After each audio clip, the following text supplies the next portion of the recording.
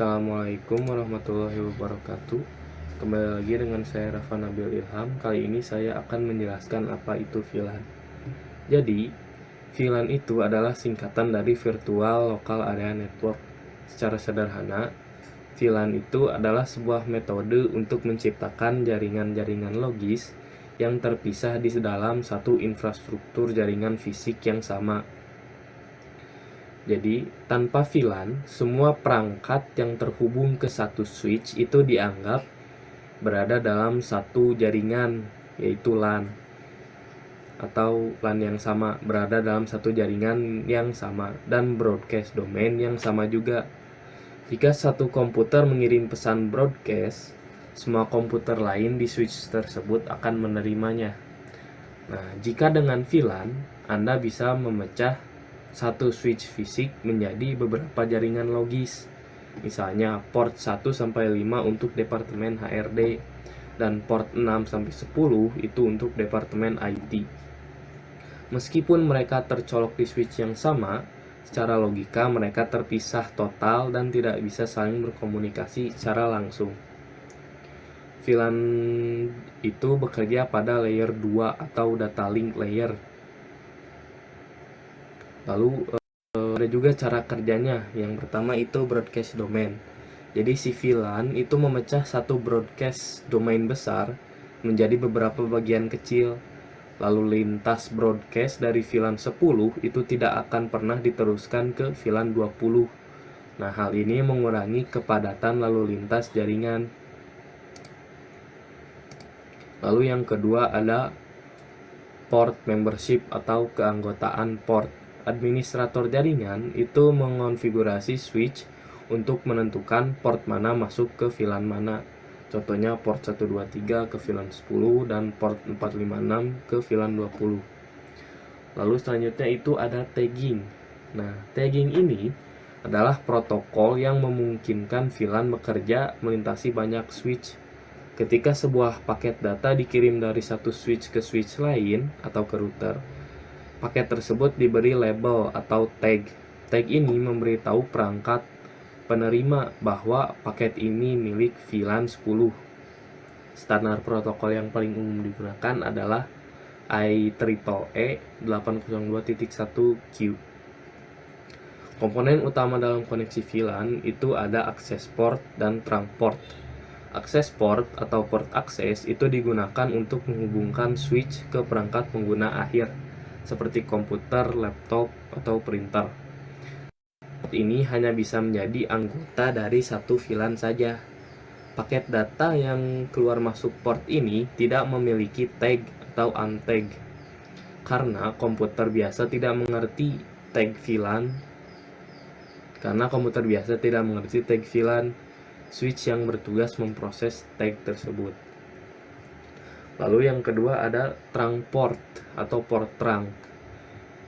Trunk port itu digunakan untuk menghubungkan switch ke switch lain atau switch ke router.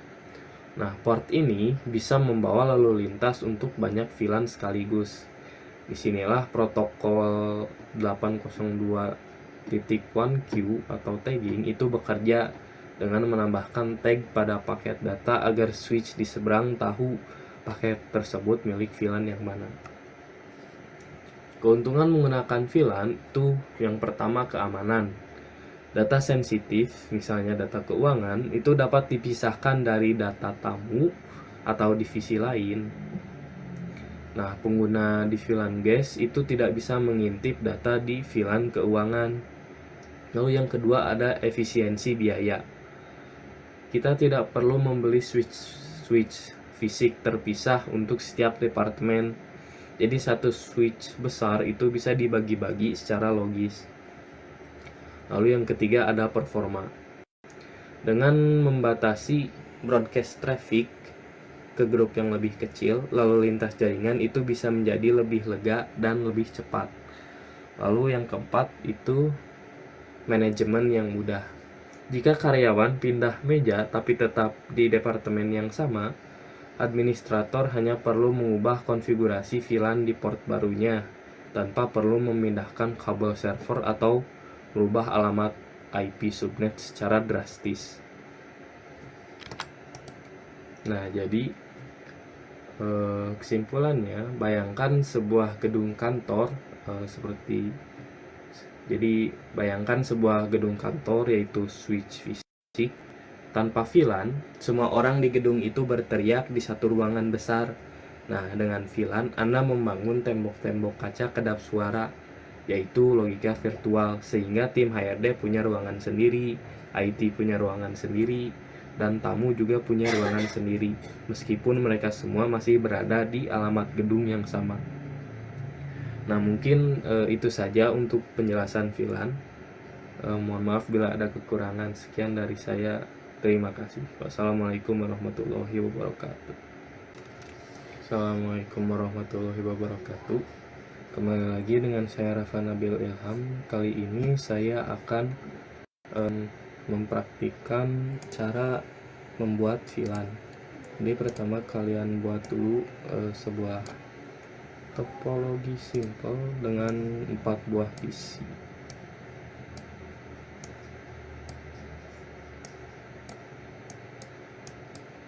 Kita masukkan dulu IP address-nya sebagai contoh. IP address-nya 192.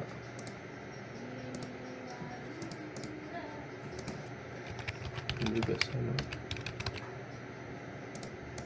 Biar lebih cepat, kita Ctrl A, Ctrl C.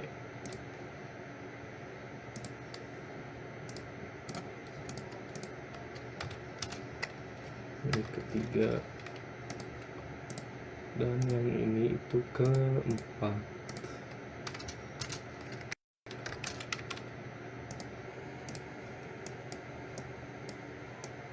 Lalu kita sambungkan ke switch.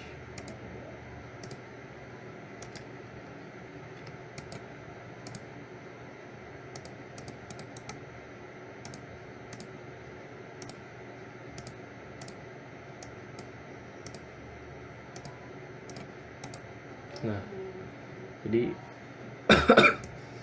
kita coba dulu apakah sudah tersambung atau belum di sini. Kita coba ping dari PC 0 ke PC 3.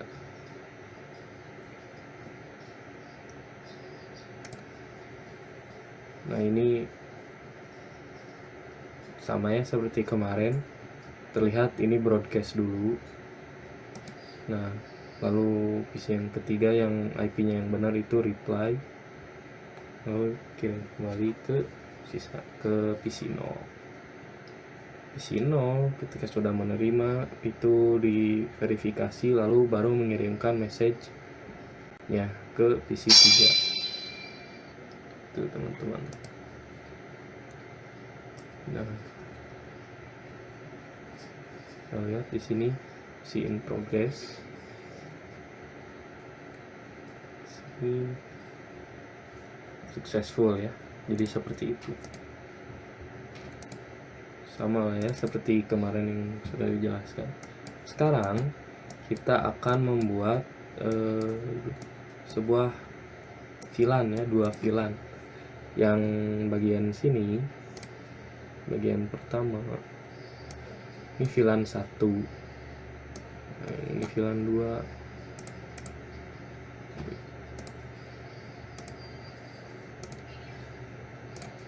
Bagaimana cara membuatnya? Pertama kita masuk ke switch, masuk ke CLI, enable ke config.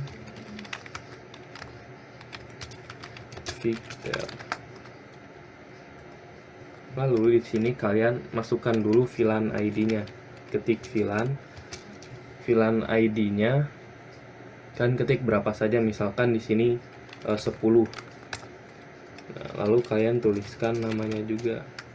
Kalau tidak dituliskan namanya, kalian maka VLAN 10-nya namanya juga pasti bakal VLAN 10. Jadi agar lebih mudah kalian cantumkan namanya saja. Kan di sini namanya NOC. VLAN yang default itu VLAN 1 ya. Nah, kita lihat di sini do. Untuk melihatnya kalian ketik do show VLAN brief. Nah, sudah ada ya. Lalu kita bikin VLAN yang kedua. VLAN ini VLANnya 20, kita namainnya FOC aja biar gampang. Nah, lalu kalian konfigurasi, kan ini PC yang 0 dan PC yang 1 itu interface-nya FA1 sampai FA2. Maka kalian ubah akses interface-nya menjadi VLAN 10. Caranya kan ketik interface RA itu range, jadi range kalian pilih jadi bisa langsung beberapa, nggak usah ditulis satu-satu. Kita tulis seperti di sini FA 1, FA 0/2 ya. Nah, lalu kalian switch port, ketik untuk mengganti portnya menjadi akses ya. Portnya menjadi port akses, bukan port terang. Kalau port terang itu buat antara switch dan switch atau switch ke router. Switch port mode akses. Nah, lalu kalian ketik lagi switch port mode switch port akses. Nah, kalian masukkan VLAN yang mana yang kalian mau masukkan port ini. Jadi kan ini VLAN 1 harusnya, berarti kalian masukkan VLAN harusnya VLAN 10 ya. Kalian masukkan VLAN 10. Nah, seperti itu. Kita lihat di ini singkatannya ya. Nah, seperti yang kalian lihat di VLAN 10 itu port yang termasuk VLAN 10 itu FA1 dan FA2 ya. Seperti yang kalian lihat di sini itu sudah sesuai. Nah, lalu kita tinggal buat VLAN yang ke-20. Kita exit dulu. Lalu int RA FA0, ini lihat berapa? 03 dan 04. 03, FA, ini slashnya jangan lupa ya. Lalu FA /0/4 seperti yang tadi ya. Ini biar lebih cepat kita tulisnya SWMOAC, lalu SWAC VLAN 20. Nah, kalian lihat lagi do show LBR biar gampang. Nah, sini bisa kita lihat port yang termasuk di VLAN 20 itu port FA3 dan FA04. Ini sesuai ya sama. Kita masuk ke real time. Nah, kita coba di simulasi apakah bisa antar VLAN ini. Kita coba ping PC yang antar VLAN.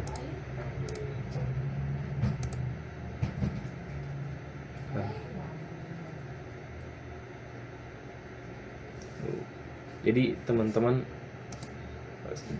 waktu mengirim broadcastnya dikirimnya ke VLAN sendiri, ke tidak semua perangkat yang terhubung di switch tersebut. Jadinya itu bisa mengurangi traffic ya. Tuh, langsung kembali.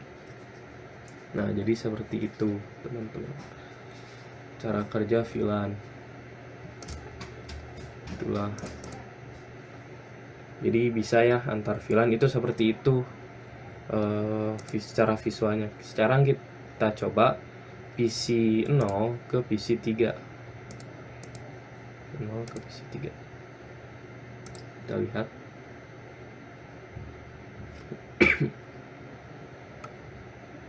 Nah, seperti yang kalian lihat ya, itu tidak berhasil violate. Kenapa?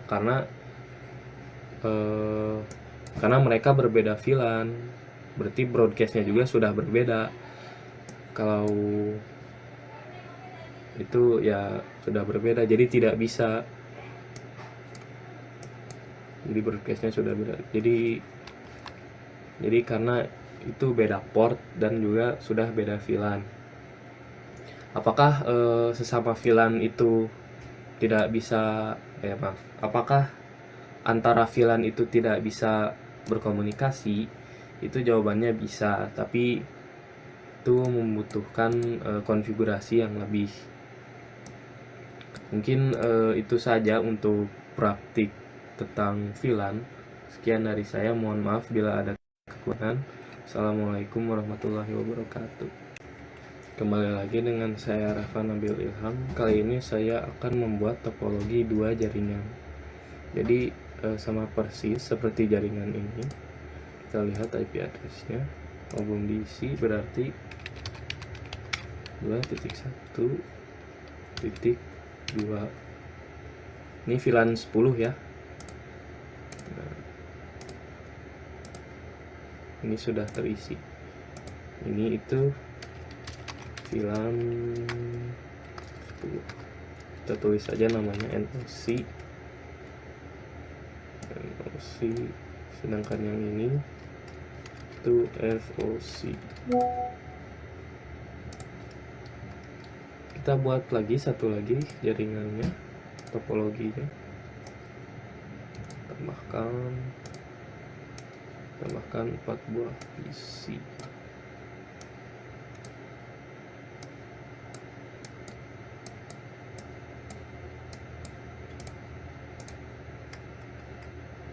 Ini kita copy, kita paste. Ini bisa secara manual aja. Nah, hijau. Nah, ini sama ya. Kita sambungkan.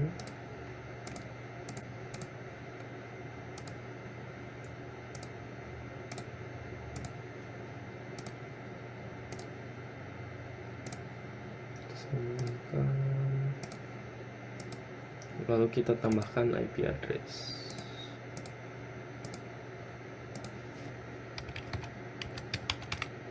Karena di sini itu 1.2 dan di sini 1.3, maka selanjutnya itu 4 ya. Selanjutnya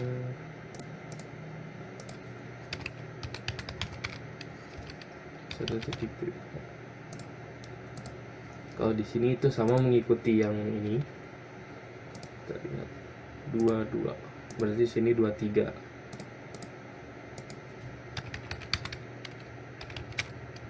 Titik 1.2.3. Titik 4 ya. Karena yang ketiga itu sudah ada di sini.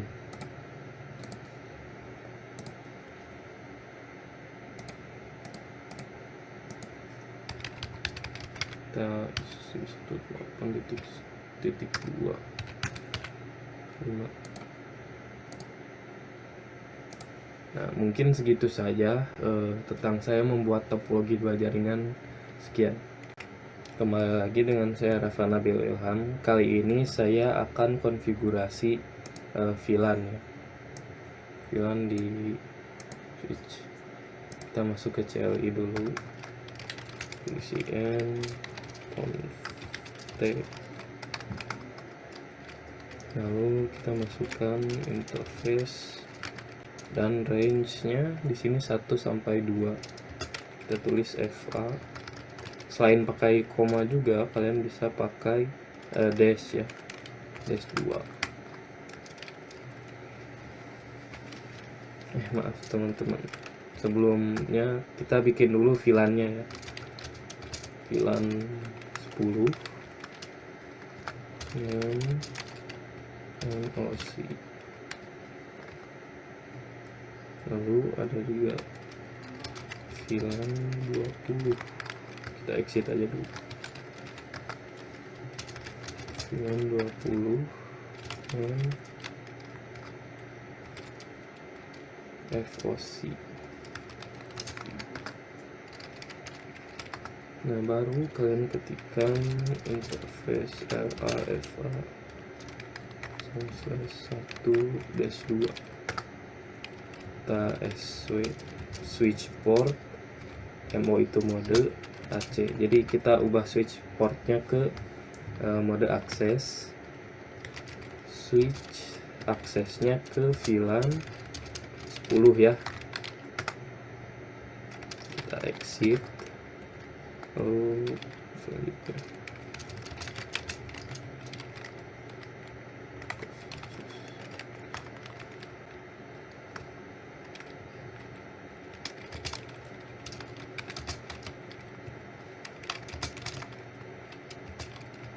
VLAN 20, tulis dulu VLAN BR. Nah, ini sudah terkonfigurasi ya VLAN-nya. Jika ada juga VLAN default, yang dimana jika belum dikonfigurasi itu secara default port-port yang belum dikonfigurasi akan masuk ke VLAN yang satu. Mungkin itu saja untuk konfigurasi VLAN. Sekian. Kembali lagi dengan saya Rafa Nabil Ilham. Kali ini saya akan mengkonfigurasi trunk. Pertama kita sambungkan dulu antar switch ini. Nah, lalu kita masuk ke switchnya, ke CLI. Kita enable dulu fix T.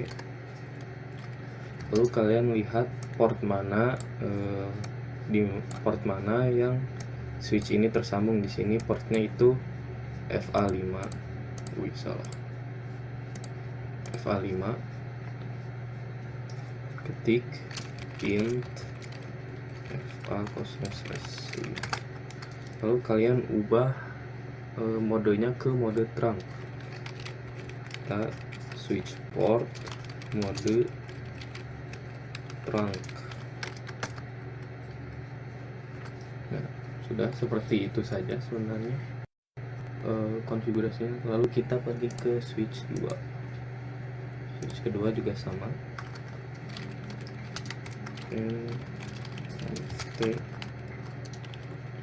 Int FA /5. Kita ganti SWMO trunk. Lalu cara melihat apakah sudah terkonfigurasi, kita exit dulu, lalu ketik to show in trunk. Nah,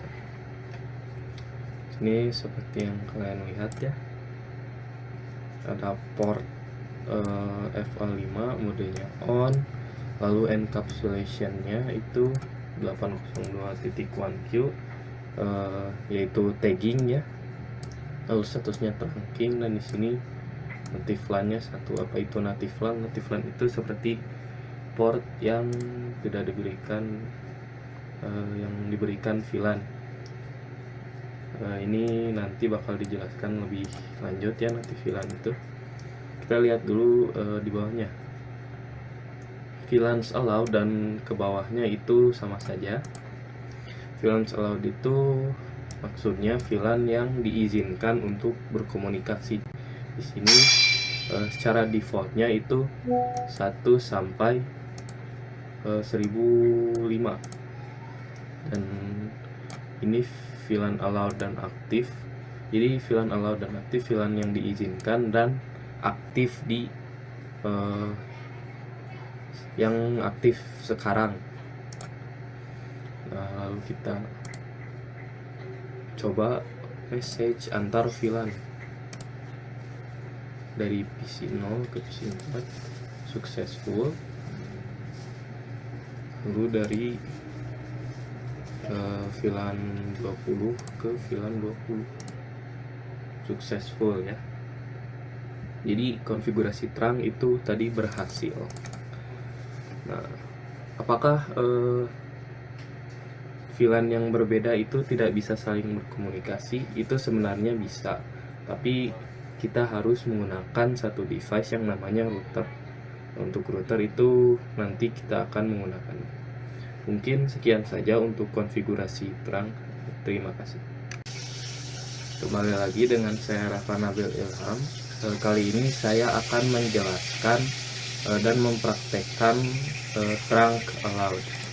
Nah, jadi kita pertama jelaskan dulu apa itu trunk allowed. Apa itu trunk allowed? Jadi sebelum masuk ke allowed, kita ingat lagi fungsi dasar trunk port. Trunk port adalah kabel penghubung antar switch yang bertugas membawa lalu lintas data untuk banyak VLAN sekaligus. Perilaku default itu secara bawaan sebuah port trunk itu akan mengizinkan semua VLAN dari ID 1 sampai 4094 untuk melewatinya. Nah, trunk allowed VLAN itu adalah konfigurasi yang diterapkan pada port trunk untuk membatasi atau memfilter VLAN mana saja yang boleh melintasi kabel tersebut. Alih-alih membiarkan semua VLAN lewat, administrator jaringan secara spesifik menunjuk VLAN tertentu saja. VLAN yang tidak ada dalam daftar allowed itu akan diblokir pada port tersebut. Mengapa perlu dibatasi? Misalkan ada switch A dan switch B. Switch A itu memiliki pengguna di VLAN 10, 20, dan 30. Sedangkan switch B itu hanya memiliki pengguna di VLAN 10. Jika Anda menggunakan pengaturan default yang dimana semua VLAN itu lewat, maka ketika ada lalu lintas broadcast di VLAN 20 atau VLAN 30 pada switch A, data itu akan tetap dikirim ke switch B lewat trunk, padahal switch B tidak punya pengguna VLAN 20 dan 30. Nah, hal ini bisa menyebabkan dua masalah. Yang pertama itu pemborosan bandwidth, karena kabel trunk itu sibuk mengirim data sampah yang tidak dibutuhkan oleh switch penerima. Dan yang kedua itu ada resiko keamanan, yang dimana seseorang di switch B itu berpotensi melakukan serangan seperti VLAN hopping atau sniffing terhadap lalu lintas VLAN 20 dan 30 meskipun seharusnya VLAN tersebut tidak ada di sana. Nah, dengan trunk allowed VLAN, Anda bisa memerintahkan trunk itu hanya izinkan VLAN 10 yang lewat, blokir VLAN 20 dan 30. Untuk konfigurasinya itu bisa di override, yang dimana jika Anda mengetik perintah tanpa keyword tambahan, itu Anda akan menghapus daftar lama dan menggantinya dengan yang baru. Bisa juga menambahkan VLAN, yang dimana kalian tinggal ketik add. Nah, add ini digunakan untuk menambahkan VLAN baru ke dalam daftar yang sudah ada tanpa menghapus yang lama. Misalkan perintahnya itu switch port trunk allowed VLAN add 30, maka efeknya itu VLAN 10, 20, dan 30 akan muncul. Nah, sedangkan ada juga menghapus VLAN atau remove, itu digunakan untuk mencabut izin satu VLAN tertentu dari trunk. Misalkan perintahnya itu switch port trunk allowed VLAN remove 10, maka VLAN 10 itu akan dilarang lewat. Sekarang yang tersisa hanya VLAN 20 dan 30. Ada juga all atau none. Kalau all itu kembali ke pengaturan default yang dimana semua boleh lewat.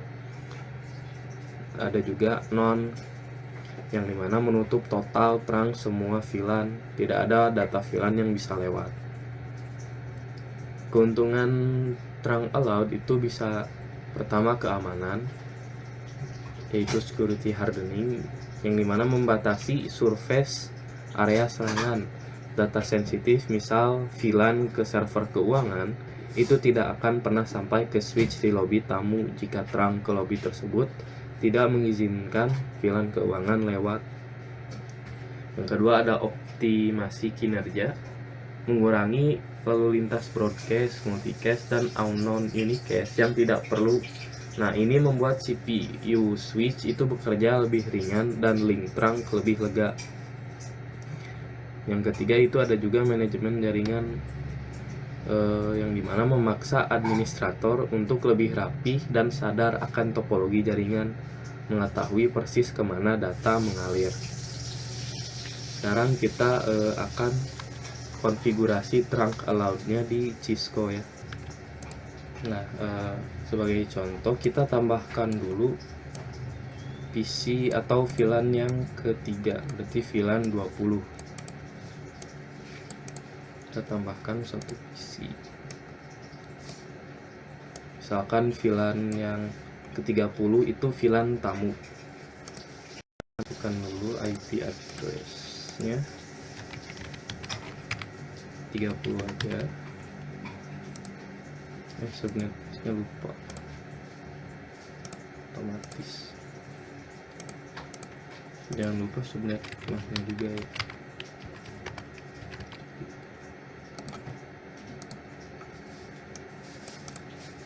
Kita sambungkan.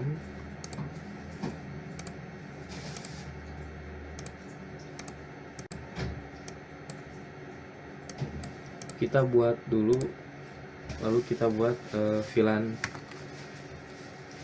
yang 30 ya.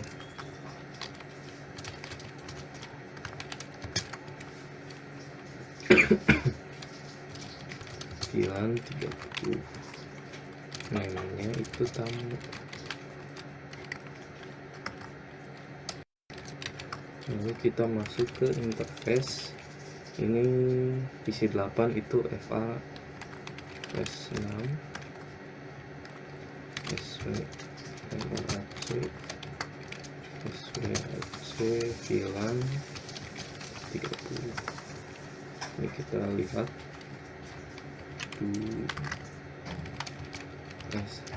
VLAN sudah masuk ya. Lalu kita ke switch yang kedua, sama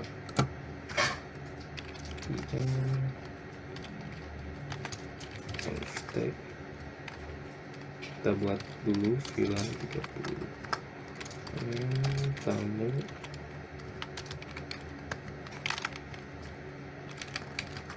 Ini sama ya, switch ke di port FA6, ini FA6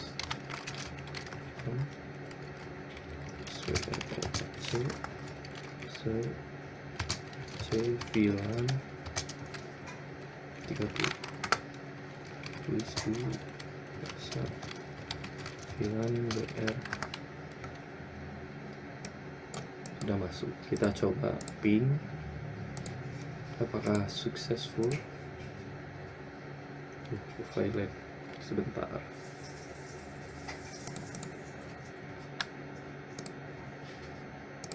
Nah, kita coba lagi. Ini sudah successful ya. Tadi belum, jadi si PC-nya itu masih loading dengan switch-nya, jadi file ya, tidak ada yang diubah. Jadi ini successful. Nah, sekarang kita coba konfigurasi trunk allowed. Ini kita lihat dulu sih. Ini di port FA5 ya. Kita masuk dulu ke port trunknya itu. Kita switch TR trunk allowed. VLAN yang kita boleh masukkan itu 10,20, jadi 10 dan 20 saja. Kita bisa juga menggunakan strip, tapi agar lebih bagus kita pakai koma saja, soalnya biasanya kalau pakai strip itu tidak akan masuk. Kan kita show in kita lihat. Nah, VLAN yang sudah allowed, yang diizinkan itu sekarang cuma 10 dan 20 ya. Lalu kita coba ke yang switch 2. Kita exit dulu, lalu masuk ke interface 5 ya. Di terang itu yang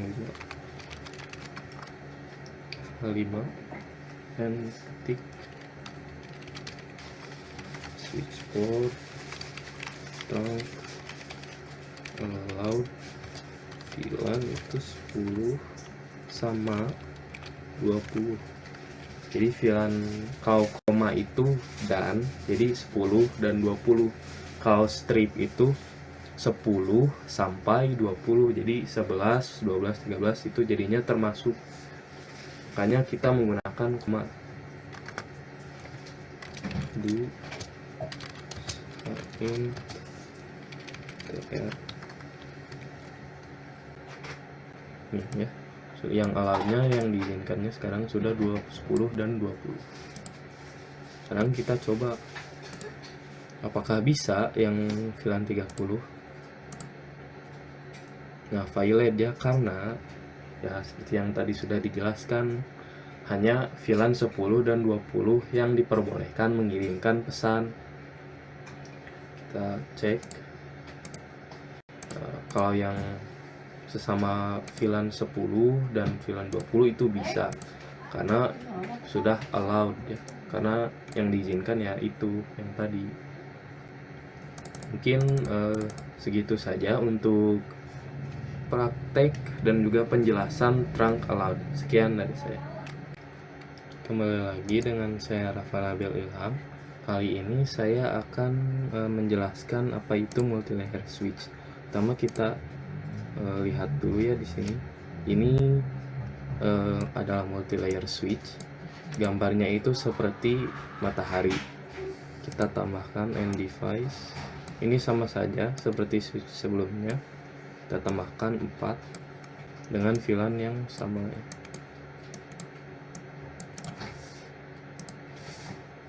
Kita select color hijau, yang satu lagi itu oranye. Nah, lalu kita sambungkan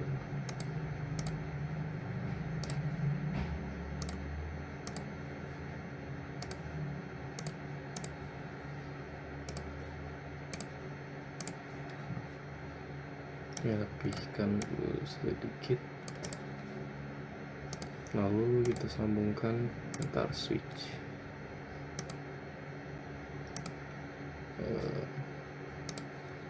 Nah, jadi seperti yang kita tahu, kalau switch yang biasa itu bekerjanya pada layer 2, itu data link, sedangkan multi-layer itu bisa bekerja pada layer 2 dan juga layer 3. Berarti bisa bekerja di layer data link dan juga layer network, layer 3. Nah, jadi multi-layer switch atau MLS itu bisa jadi sebagai switch yang dimana ia meneruskan paket data berdasarkan alamat MAC seperti switch biasa, dan juga bisa sebagai router atau layer 3. Jadi multi-layer switch itu bisa memeriksa alamat IP dan membuat keputusan routing untuk memindahkan paket antar jaringan subnet yang berbeda.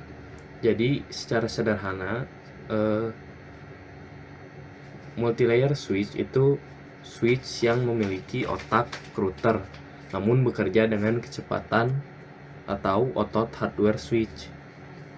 Nah, mengapa kita membutuhkan multi-layer switch? Untuk memahami ini, kita harus melihat keterbatasan VLAN. Misalkan VLAN A dan VLAN B itu tidak bisa saling bicara terisolasi. Nah, untuk menghubungkannya, Anda butuh router. Namun, router tradisional itu bekerja menggunakan software atau CPU Jadi sehingga prosesnya itu relatif lambat. Nah, jika lalu lintas sehingga prosesnya relatif lambat jika lalu lintas data antar VLAN itu sangat besar. Nah, solusi MLS itu multi-layer switch akan melakukan proses routing tersebut menggunakan hardware khusus, yaitu ASIC, sehingga routing antar VLAN bisa terjadi secepat memindahkan data dalam satu switch. Cara kerja multi-layer switch itu menggunakan teknologi yang disebut ASIC atau ASIC. Kepanjangannya itu Application Specific Integrated Circuit. Nah, ini adalah chip hardware yang dirancang khusus untuk tugas tertentu, yaitu routing dan switching tanpa membebani prosesor utama. Proses kerjanya dibagi menjadi dua antarmuka. Yang pertama itu Switch Virtual Interface atau SVI. SVI itu adalah antarmuka virtual. Jadi bayangkan Anda membuat gateway virtual di dalam switch untuk setiap VLAN.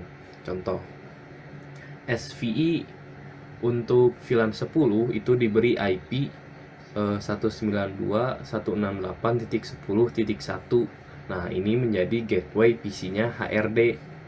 Sedangkan untuk SVI untuk VLAN 20 itu diberi IP-nya 192.168.20.1. Nah, ini menjadi gateway PC IT.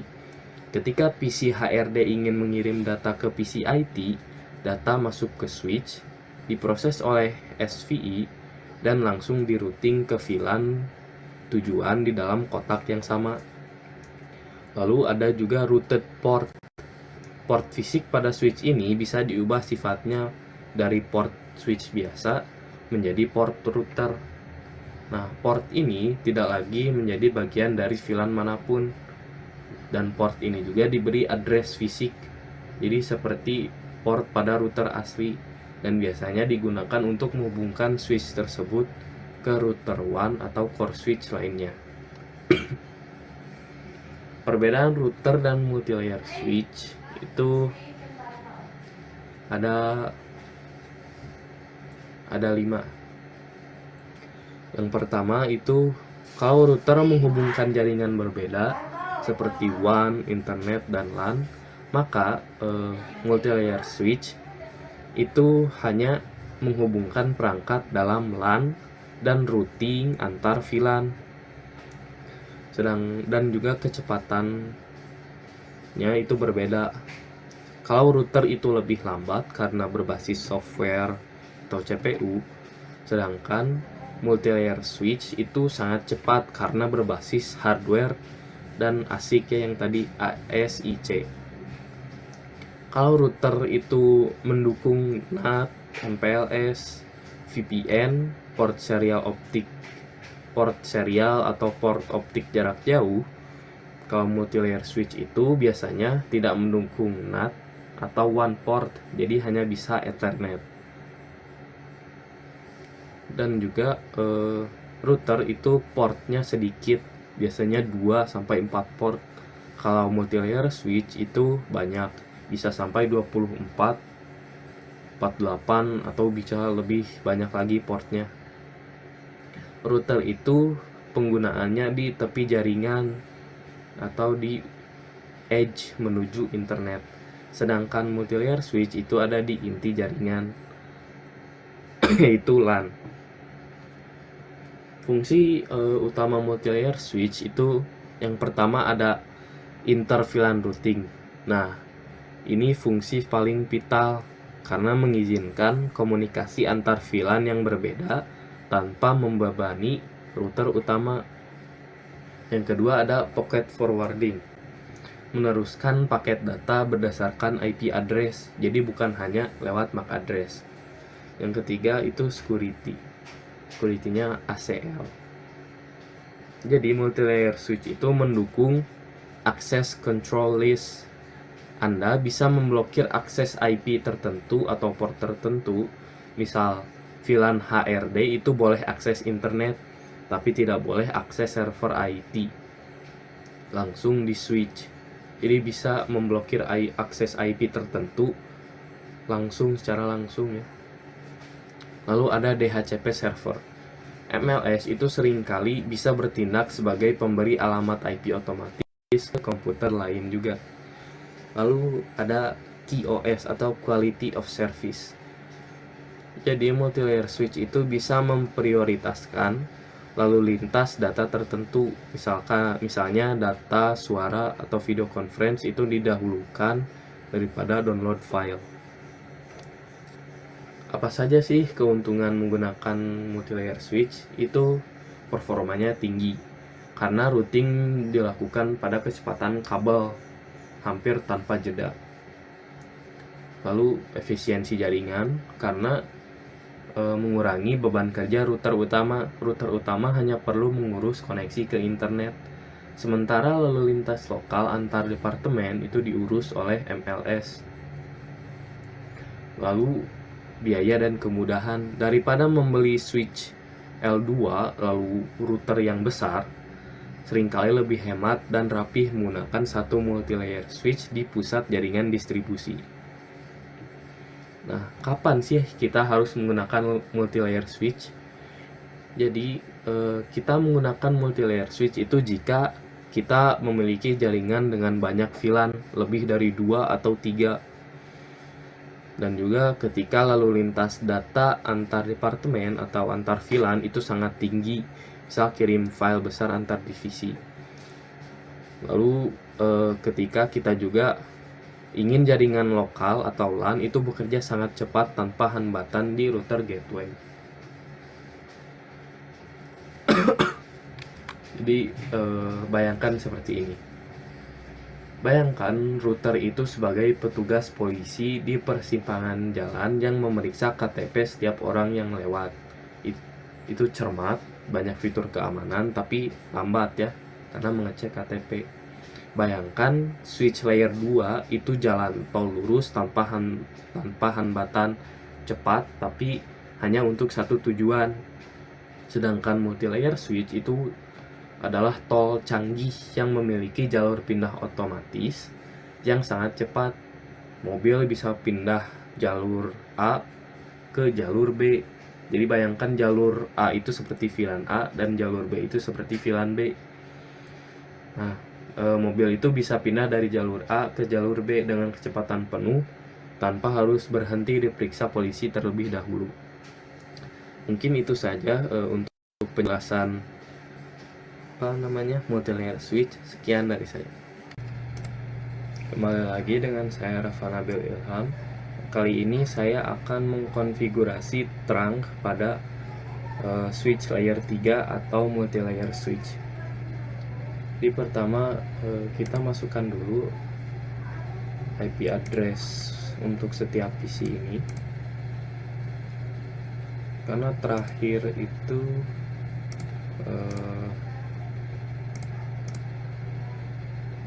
titik 5, berarti yang ini kirinya titik 6. Titik 6.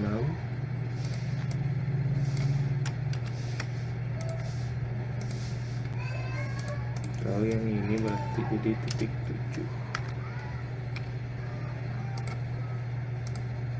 Sama yang kita lihat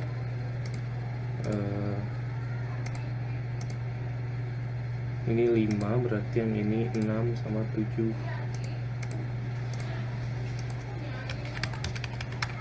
Titik 2 titik 6. Dan yang ini titik 2 titik 7. Nah, lalu kita masuk ke multilayer switch. Kita install. Lalu kita ke config. Kita buat dulu ya VLAN-nya, berarti kita buat VLAN 10. Namanya itu NOC. Lalu kita buat satu lagi VLAN 20 namanya VOC. Kita lihat USH VLAN BR.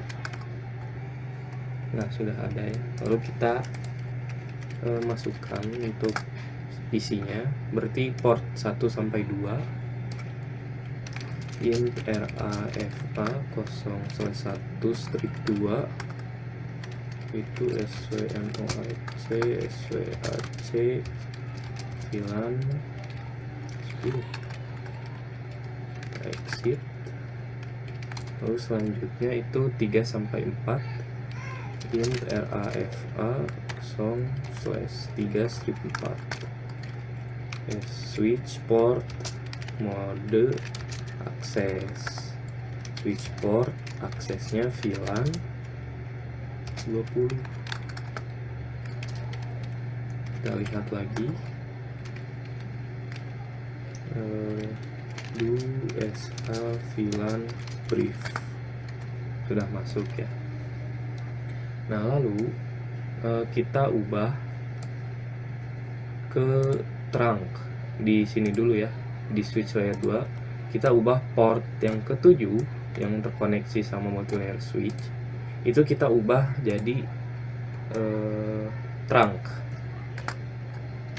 In config kita masuk ke interface FA 0/7 SWO switch mode trunk. Kita show in trunk.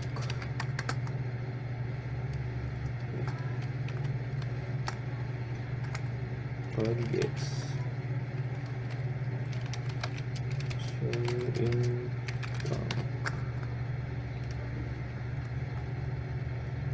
Sebentar.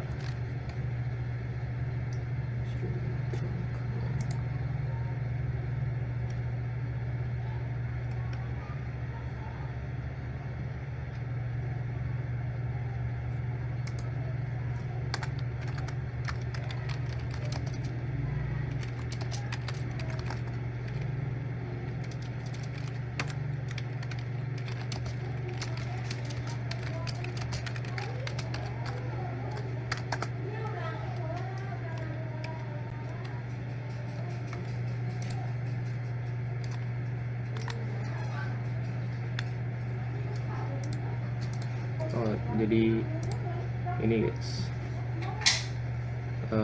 do show in trunk ya, harusnya tadi kurang dulunya. Ini sudah aktif. Lalu kita pergi ke multilayer switch.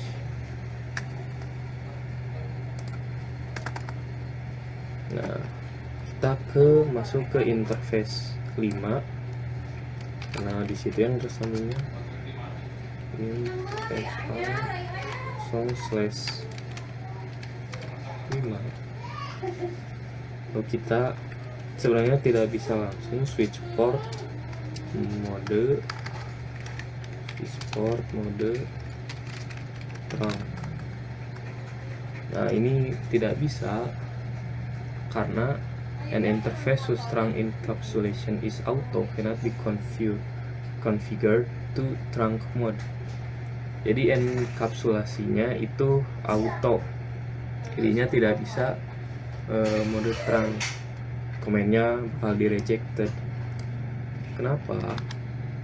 Nah, kenapa? Itu karena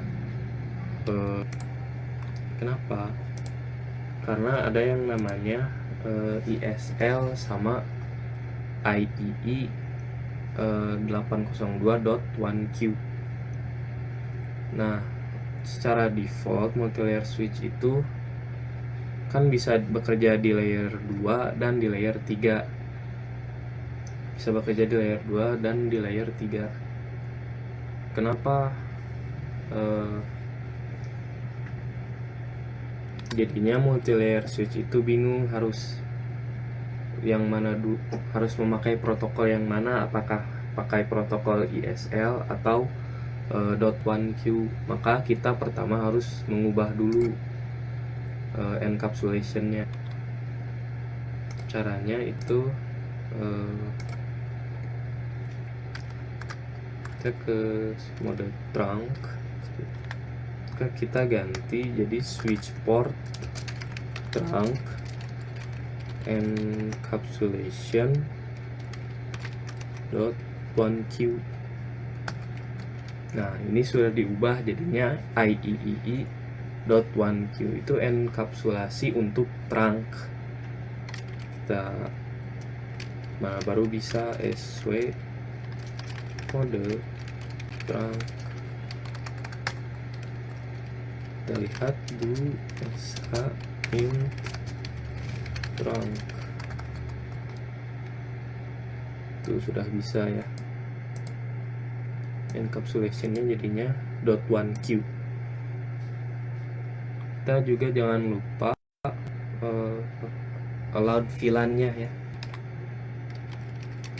SW switch port trunk allowed VLAN-nya itu 10,20. Kita lihat lagi SH Intel. Nah, sekarang kita coba tes konektivitas dari PC 0 ke PC 10. Bentar. Kita coba lagi. Sekarang PC 1. Nah, successful ya, ini tidak akan diubah. Kita coba lagi, successful ya. Sekarang kita coba VLAN 2, successful, sama. Jadi tadi itu kenapa valid, karena masih proses dulu ya si switchnya. Coba dari switch 2, successful, semuanya successful ya, berhasil teman-teman. Mungkin itu saja untuk konfigurasi trunk. Mohon maaf bila banyak kesalahan. Sekian dari saya, terima kasih. Kembali lagi dengan saya Rafa Nabil Ilham. Kali ini saya akan menjelaskan apa itu DTP. Jadi DTP atau kepanjangannya itu Dynamic Trunking Protocol adalah protokol proprietary milik Cisco yang bekerja pada layer 2 atau data link layer dan berfungsi untuk menegosiasikan secara otomatis apakah sebuah port switch akan beroperasi sebagai trunk port atau access port. DTP ini memungkinkan dua switch Cisco yang saling terhubung untuk secara dinamis membentuk link trunk tanpa konfigurasi manual pada kedua sisi. Sebelum memahami DTP, kita juga perlu paham konsep trunk. Jadi kalau mode akses itu hanya membawa trafiknya itu hanya satu VLAN, maka mode trunk itu membawa trafik banyak VLAN sekaligus menggunakan tagging. Nah, jadi seperti itu. Lalu ada juga mode-mode DTP. DTP itu memiliki 5 mode operasi pada sebuah port switch. Yang pertama ada dynamic auto. Switch port mode dynamic auto. Jadi si port dynamic auto ini bersifat pasif. Dia itu menunggu negosiasi dari sisi lawan, tidak akan memulai negosiasi trunk secara aktif, dan akan menjadi trunk hanya jika sisi lawan itu mengirim pesan DTP, trunk atau dynamic desirable. Default mode dan dynamic auto itu juga pada sebagian besar itu default modenya. Jadi dynamic auto itu default modenya pada sebagian besar switch Cisco modern. Nah, lalu yang kedua ada dynamic desirable. Port dynamic desirable itu bersifat aktif, jadi secara aktif mengirim frame di TV untuk menegosiasikan trunk. Akan menjadi trunk jika sisi lawan adalah trunk, dynamic desirable, atau dynamic auto. Dynamic desirable itu juga default mode pada switch Cisco lama. Lalu ada mode trunk, jadi port itu dipaksa menjadi trunk secara permanen dan akan tetap mengirim frame di TV ke sisi lawan untuk mengajak membentuk trunk. Akan menjadi trunk terlepas dari mode sisi lawan kecuali akses. Lalu ada mode akses. Port itu dipaksa menjadi akses port secara permanen, hanya membawa satu VLAN seperti yang tadi sudah dijelaskan dan menolak negosiasi trunk. Seperti yang kalian lihat ya di foto ini, ada sebuah tabel. Nah, di sini kalau dynamic auto bertemu dynamic auto itu akses. Karena keduanya itu pasif, jadi tidak saling negosiasi trunk. Maka secara default itu akan menjadi akses. Jadi bayangkan dynamic auto itu menunggu, sedangkan dynamic desirable itu mengajak. Nah, di sini ketika dynamic auto bertemu dynamic desirable itu akan menjadi trunk. Kenapa jadi trunk?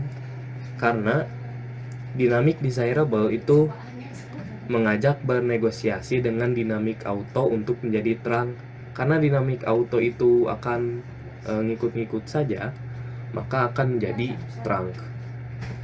Kalau dynamic auto bertemu trunk akan jadi trunk, dan kalau dynamic auto bertemu akses akan menjadi akses juga. Jadi dynamic auto itu pada dasarnya cuman ikut-ikut aja. Nah, di sini dynamic desirable bertemu dynamic auto seperti yang tadi akan jadi trunk. Dynamic desirable bertemu dynamic desirable itu akan menjadi trunk karena secara default mereka itu inginnya menjadi trunk. Nah, kalau trunk bertemu dynamic desirable akan menjadi trunk karena dynamic desirable bisa menerima akan menjadi trunk. Lalu ketika dynamic desirable bertemu akses akan menjadi akses. Nah, kalau trunk bertemu dynamic auto jelas jadi trunk, bertemu dynamic desirable jadi trunk, bertemu trunk jadi trunk. Lalu jika bertemu akses itu akan limited connectivity. Kenapa limited connectivity? Karena bayangkan seperti ini. Satu switch itu akses, satu port switch itu akses, port yang lainnya switch yang di lain itu trunk.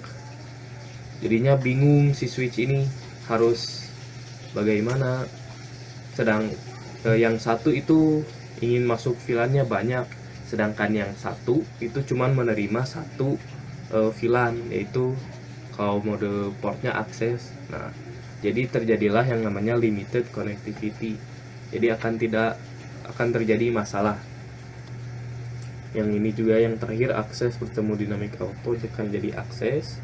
Akses bertemu dynamic desirable itu akan menjadi akses. Akses bertemu trunk jadi limited connectivity seperti tadi. Dan akses menjadi akses akan menjadi akses.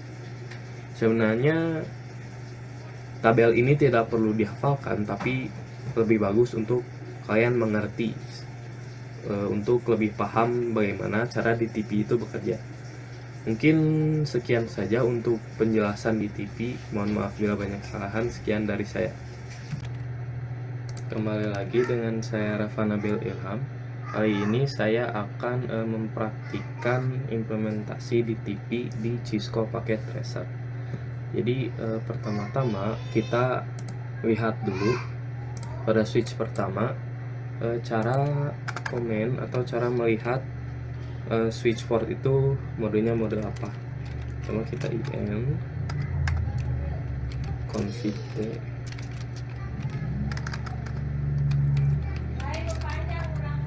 lalu kita masuk ke kita langsung aja do show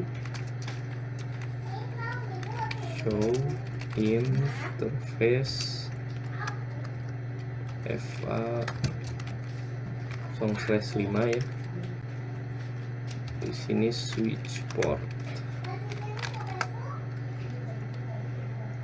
Seperti yang kalian lihat di sini FA5 switch portnya enable, administratif modenya terang dan operational modenya terang.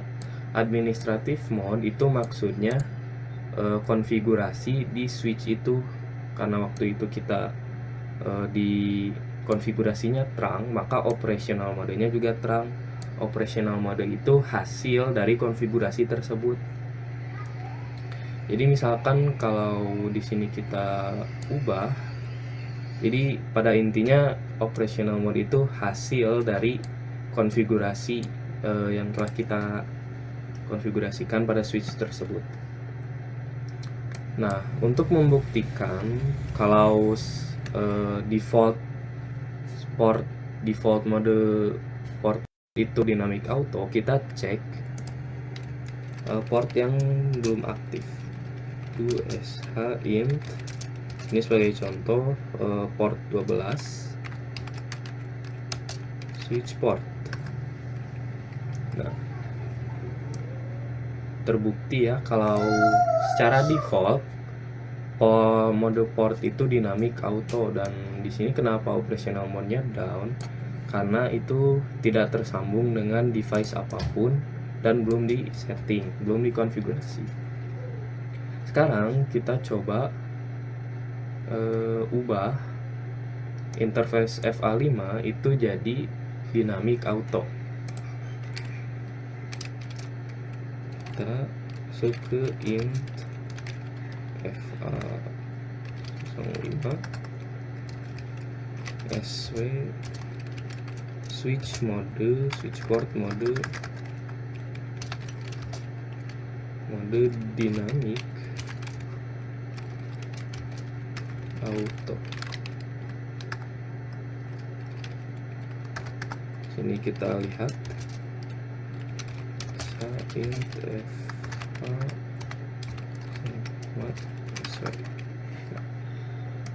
tuh, jadinya dynamic auto dan hasilnya itu terang. Kenapa terang? Karena port FA5 ini, karena di port switch kedua itu mode portnya itu terang, seperti yang sudah dijelaskan pada sebelumnya. Jika dynamic auto bertemu terang, itu hasilnya pasti akan terang, karena dynamic auto itu cuman ngikut-ngikut aja. Seharusnya itu masih bisa successful ya. Nah, successful. Nah, sekarang kita coba ubah di switch kedua, portnya kita ubah jadi dynamic auto lagi.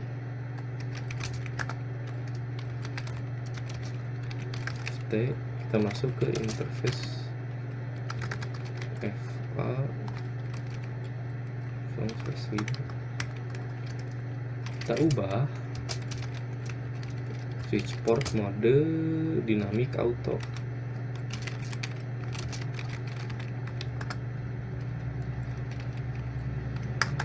Kita lihat /int FA switch port ya. Nah, dynamic auto dan operational modenya itu static access, karena memang seperti yang sudah dijelaskan, mode default dynamic auto itu akses ya, mode akses, static access. Nah, lalu kita lihat juga di sini apakah akan jadi static juga. Itu /int FA 0/5 switch port. Nah, sama ya, jadinya static access. Ini maka ketika kita mengirimkan antar jaringan itu akan violate, karena portnya itu jadinya akses. Sekarang kita coba ubah jadi dynamic desirable. Mode dynamic desirable. Kita lihat do s int 5 switch word. Nah, jadinya trunk. Kita coba lihat di sini apakah sama, akan jadi trunk do s int sama ya, jadinya trunk karena si switch 2 itu di portnya dynamic desirable, yang dimana seperti yang sudah dijelaskan itu mengajak, dan ketika dynamic desirable bertemu dynamic auto itu hasilnya pasti akan trunk. Maka seharusnya ketika mengirimkan pesan itu akan successful. Nah, selanjutnya kita cek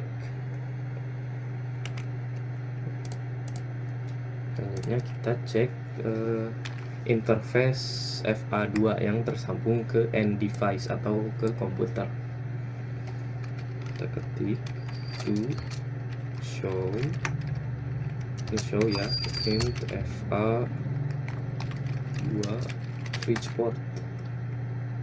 Nah, di sini mode yang disettingnya static access, hasil yang keluarnya juga static access, dan di sini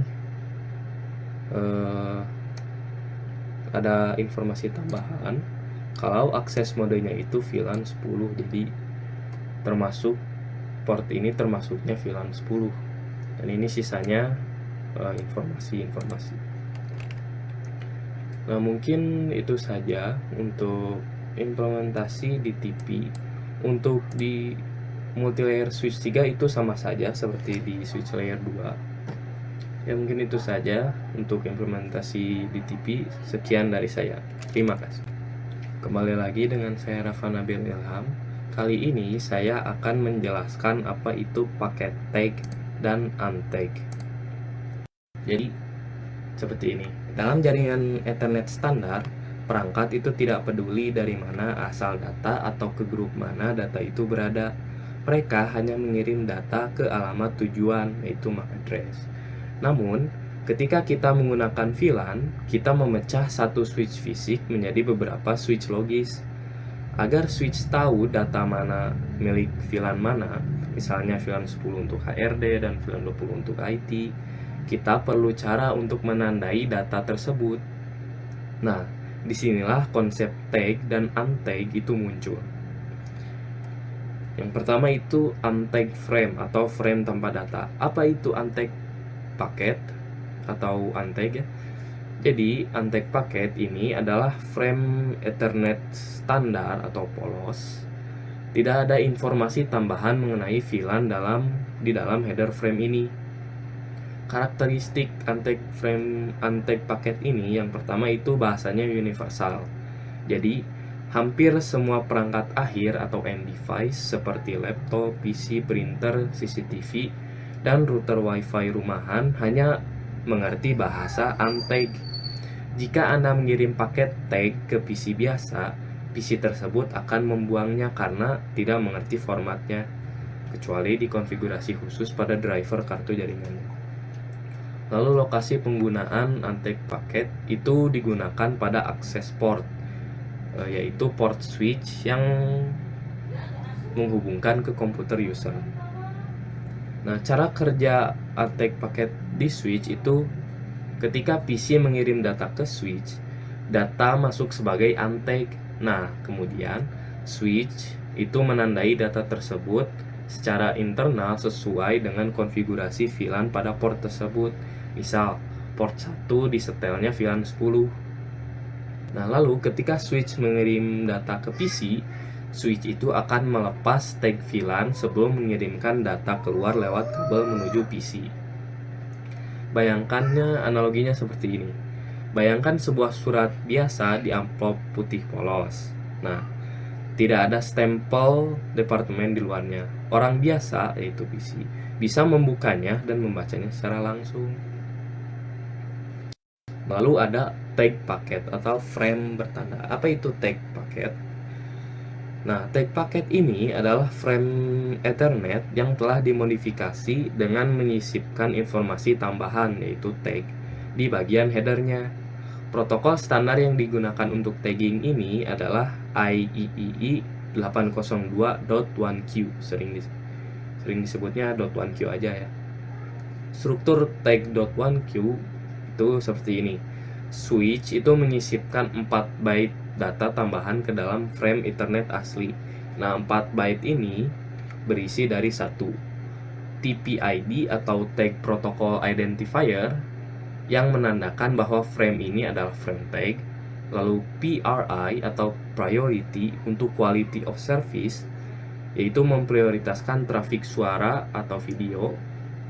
Lalu ada CFI atau Canonical Format Indicator untuk kompatibilitas, itu jarang dipakai sekarang. Sekarang itu jarang dipakai ya untuk CFI itu. Dan yang terakhir ada VID atau VLAN ID. Nah, VLAN ID ini bagian terpenting karena ini adalah nomor identitas VLAN, misalnya 10, 20, 100. Angkanya itu berkisar dari 1 sampai 4094. Karakteristik tag paket ini yang pertama itu bahasa antar switch. Jadi digunakan komunikasi antar perangkat jaringan seperti switch ke switch atau switch ke router atau server yang mendukung VLAN. Lokasi penggunaannya itu digunakan pada trunk port.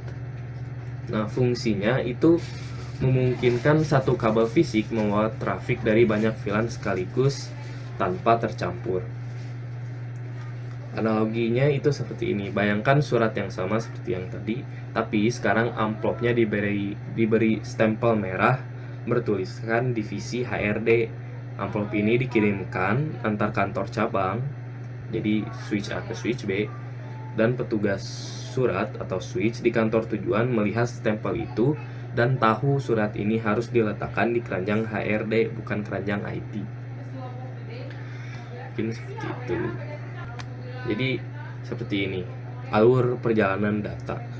Jadi bayangkan ketika PCA atau yaitu VLAN 10 mengirim data ke PCB VLAN 10 yang berada di switch yang berbeda. Nah, pertama PCA atau pengirim itu mengirim frame untag standar ke switch 1. Nah, di switch 1 menerima frame di port akses VLAN 10. Jadi switch 1 itu tahu bahwa port ini milik VLAN 10. Nah, lalu di switch 1 diproses.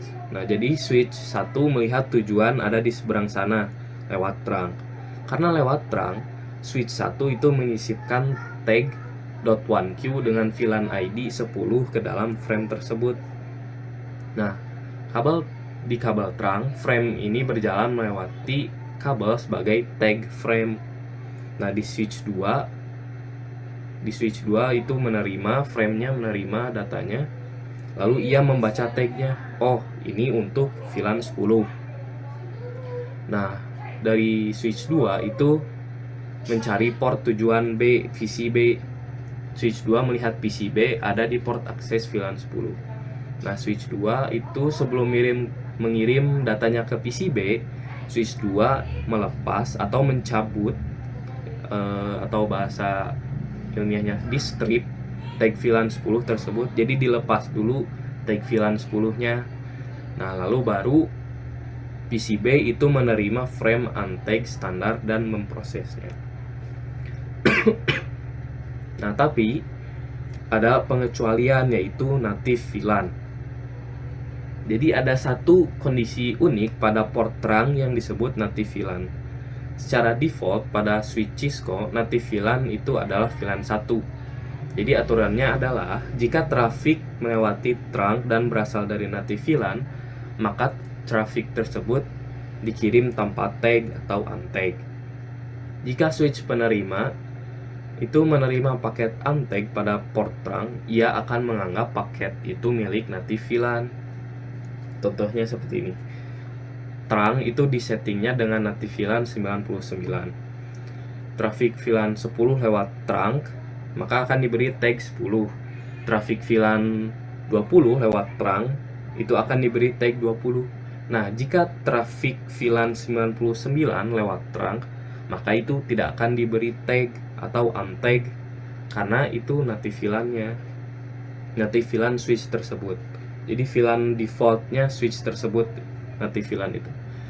Nah, hal ini dibuat untuk kompatibilitas mundur, atau bahasa Inggrisnya backward compatibility, dengan perangkat lama yang tidak mengerti tagging, serta untuk traffic control protokol tertentu seperti DTP atau CDP.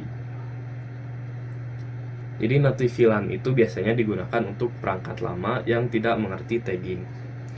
Nah, mungkin itu saja untuk penjelasan untag dan tag. Mohon maaf bila banyak kesalahan. Sekian dari saya, terima kasih. Kembali lagi dengan saya Rafa Nabil Ilham. Kali ini saya akan membuktikan tentang paket tagged. Jadi pertama kita ke topologi yang kemarin, jaringan yang kemarin. Kita masuk ke simulasi. Nah, di sini kita coba kirim message dari PC 0 ke PC 4. Kita mulai. Kita karena ARP sudah dijelaskan ya waktu itu, jadi kita langsung ke ICMP ya.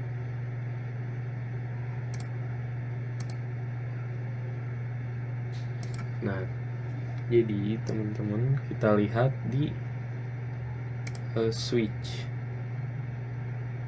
Nah, seperti yang kalian lihat, ketika data dari PC itu masuk ke switch, maka akan diberi yang namanya .1Q header, seperti yang sudah dijelaskan kemarin ya.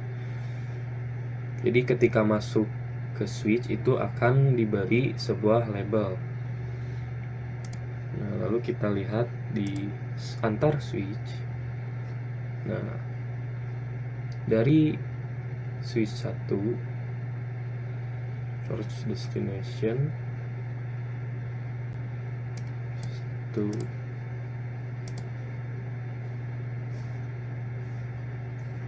PC 4.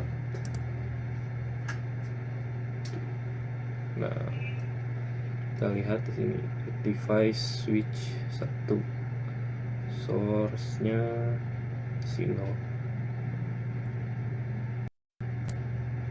Ya, pokoknya seperti itu ya teman-teman. Kan di sini .1Q header di device. Pokoknya seperti yang kemarin dijelaskan ya. Ketika PC mengirim data ke switch, di switch itu baru dilabeli. Nah, setelah mau dikirimkan ke PC destinasi, itu labelnya akan dicopot dulu. Nah, di sini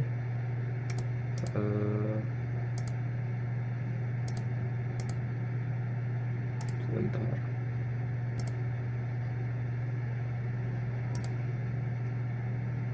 Nah, seperti yang bisa kita lihat di sini, ini TCI 00A.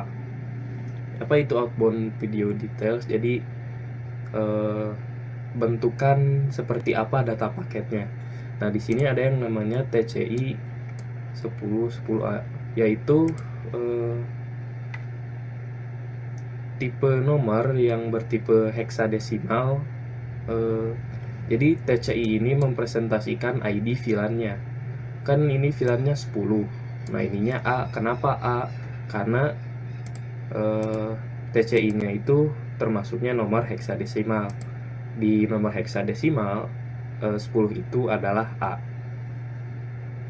Jadi seperti itu teman-teman. Mungkin itu saja untuk penjelasan paket tagged di Cisco Packet Browser. Sekian dari saya.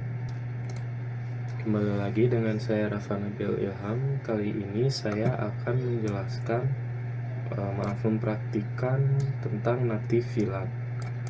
Pertama kita tambahkan dulu 2 PC untuk Iya. Untuk sebagai contoh kita tambahkan dulu 2 PC, kita sambungkan.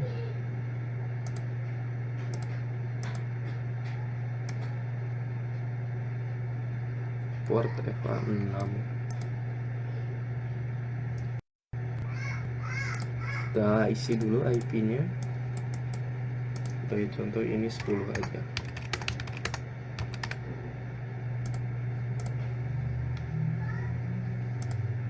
Kita kerjakan. Yang ini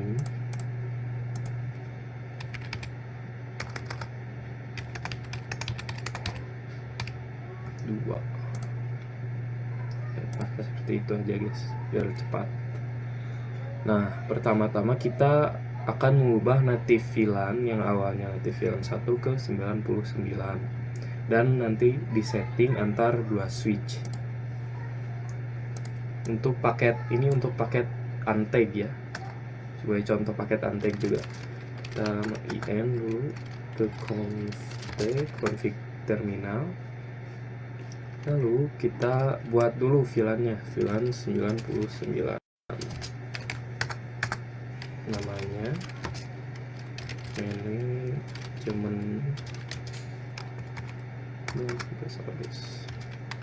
mana gemanya biar manajemen. Lalu kita setting interface-nya int fa0/6 switch port mode akses, switch port akses VLAN 99. Lalu kita masuk ke interface fa0/5. Di sini kita ketik switch port trunk native VLAN 99.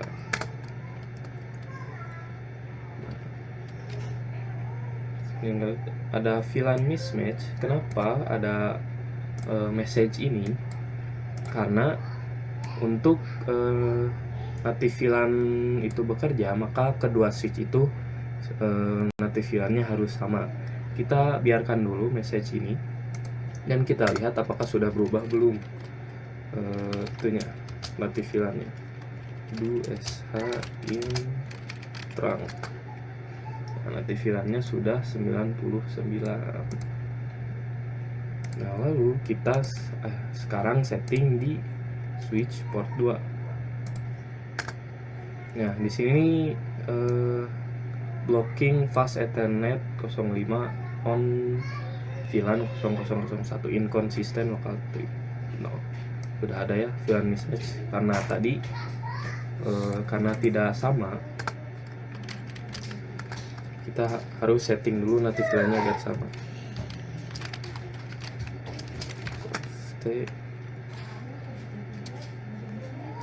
Lalu kita bikin VLAN 99, namanya manajemen.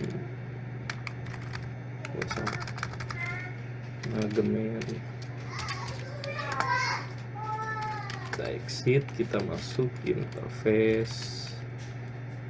Kita ubah dulu ya port yang ini untuk PC-nya. Ini port FA6, interface FA0/6,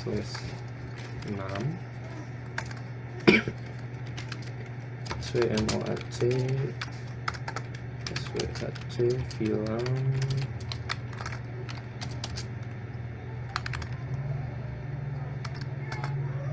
SWHC VLAN 99. Lalu kita masuk ke interface FA0/5, kita ganti switch port TR native VLAN 99. Nah, langsung di unblock karena ini sudah tersambung karena native VLAN-nya sudah sama. Kita lihat do sh in tr. Oh, salah guys. Do sh in tr. Nah, nanti VLAN-nya sudah 99.